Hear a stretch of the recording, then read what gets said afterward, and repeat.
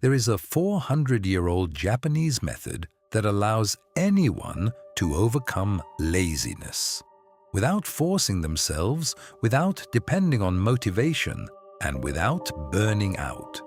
Almost no one talks about it today, yet it may be one of the most powerful mental tools ever developed.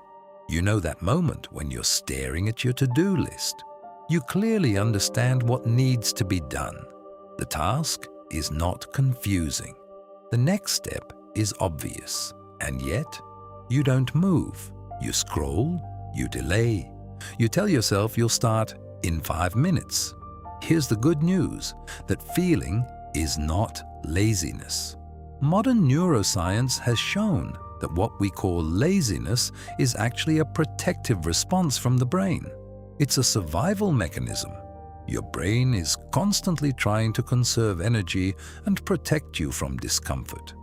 When it predicts stress, uncertainty, or emotional strain, it activates resistance. But centuries before neuroscience existed, the samurai of Japan had already discovered how to work with this resistance instead of fighting it. They called it Kyojutsu. Kyojutsu is an ancient strategic philosophy built on the dynamic between illusion and truth. It was used in combat to turn overwhelming battles into fluid, almost effortless victories. And today, you can apply the same principle to your internal battles, especially the one you call procrastination. By the end of this, you'll understand how to move into action without needing motivation at all. But first, subscribe, like the video, and turn on notifications so you don't miss future content. Now let's get back to the real issue: laziness. Let's be honest with ourselves. You are never lazy when something feels pleasurable. You can watch short videos for hours. You can binge an entire series in one sitting. You can spend half a day gaming without feeling resistance. There is no internal struggle, no mental friction, no dramatic effort. But the moment it's time to study, train, build a project, work on your goals, or do something that truly matters, everything suddenly feels heavy. Your body stiffens. Your mind produces excuses. You feel tired before even beginning. Here comes the first major shift in perspective. The problem is not you. It's not that you lack discipline. It's not that you are weak. It's not that you don't have enough willpower. Research from neuroscientists at Stanford University suggests that procrastination is not a time management issue. It's an emotional regulation issue. When a task triggers discomfort, fear of failure, uncertainty, or boredom, the brain tries to avoid it.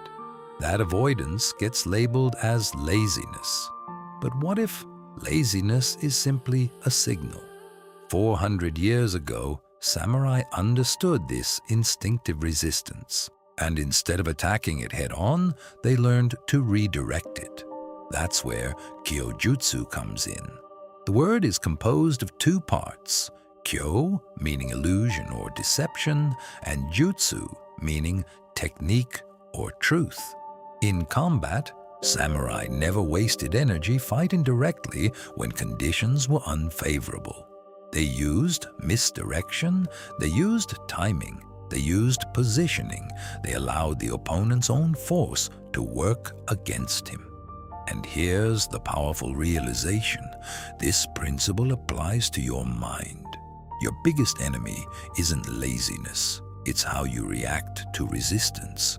If you try to crush your resistance with brute force, "I just need more discipline," you lose energy quickly. You burn out. You create internal conflict.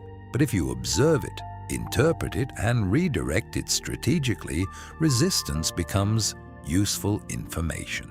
Harvard researchers have found that the brain is wired to conserve energy whenever possible. If a task appears overly demanding or emotionally unpleasant, the brain generates avoidance signals. Kyojutsu teaches that resistance usually has one of three origins. First, resistance to method. Sometimes you're not avoiding the task itself, you're resisting the way you're trying to approach it. Maybe you write better with pen and paper but force yourself to type. Maybe you concentrate better in silence but insist on studying with music. When your method conflicts with your natural cognitive style, friction appears. Second, resistance to timing. Energy levels fluctuate throughout the day. If your peak cognitive performance is in the morning, but you attempt deep work late at night, your brain pushes back. You interpret this pushback as laziness, but it's simply misalignment with your biological rhythm. Third, and most important, resistance to purpose. There are tasks you avoid endlessly. You try to start, but something feels off. Often, that's because the task is disconnected from what truly matters to you. It may no longer align with your values, or maybe it never did. You are not lazy. You are misaligned. A study from the University of Melbourne found that nearly 80% of abandoned personal projects are dropped, not because of poor discipline, but because individuals subconsciously recognize that the goal lacks personal meaning. This is liberating. Now here's something fascinating. The samurai had a technique so simple and powerful that procrastination became almost impossible. And it begins before action. Before any battle, a samurai prepared the terrain. Miyamoto Musashi, one of the most legendary swordsmen in Japanese history, emphasized preparation over aggression. Victory, he believed, belongs to those who control the ground before the fight begins. And here's what no one tells you about discipline and productivity. You don't fail because you're weak. You fail because your environment is working against you. If your workspace is cluttered, your phone is vibrating, notifications are flashing, and distractions are within reach, your brain spends more energy resisting temptation than completing the task itself. But when you redesign your environment, remove unnecessary stimuli, silence your phone, clear your desk, adjust your posture, perhaps add instrumental music, something shifts. The task feels lighter. This isn't magic, it's neuroscience.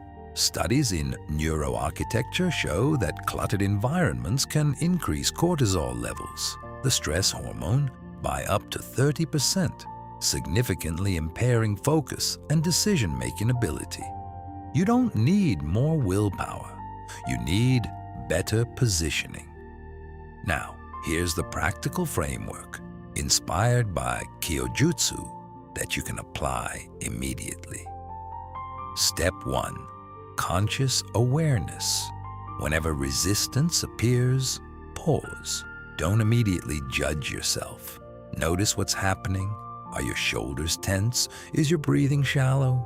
Are you reaching for your phone automatically? Awareness alone weakens the resistance. Step 2. Translate the resistance. Ask yourself, is this resistance to method, timing, or purpose?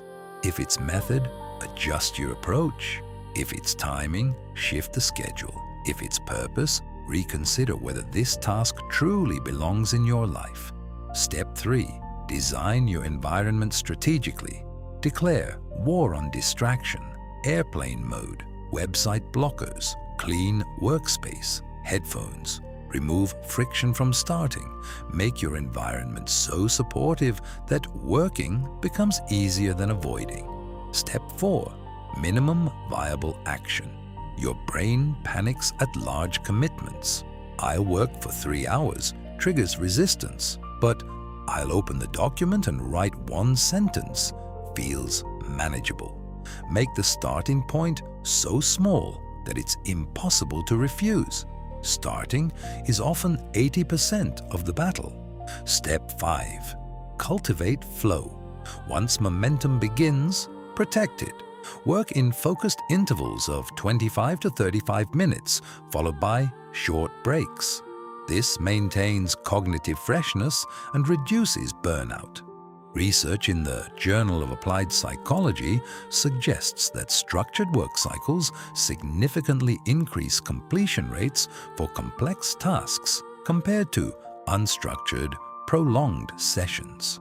Now, here's the subtle but profound truth about Kyojutsu. Its power is not about pushing harder.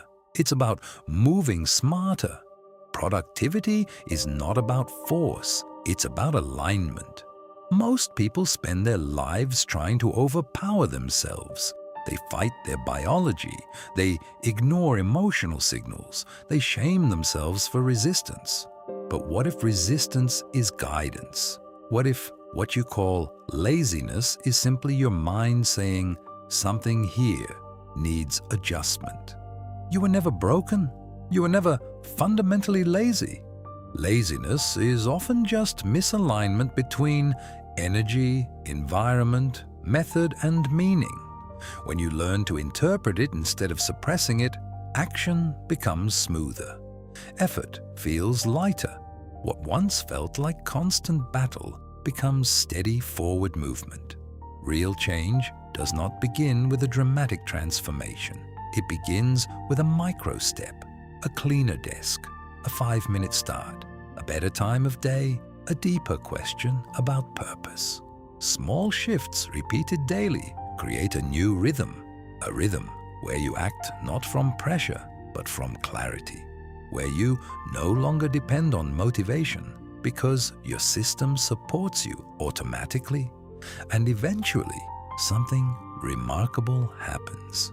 You stop forcing progress, and progress begins to pull you forward. So now I'll ask you, what is the very first micro step you will take today?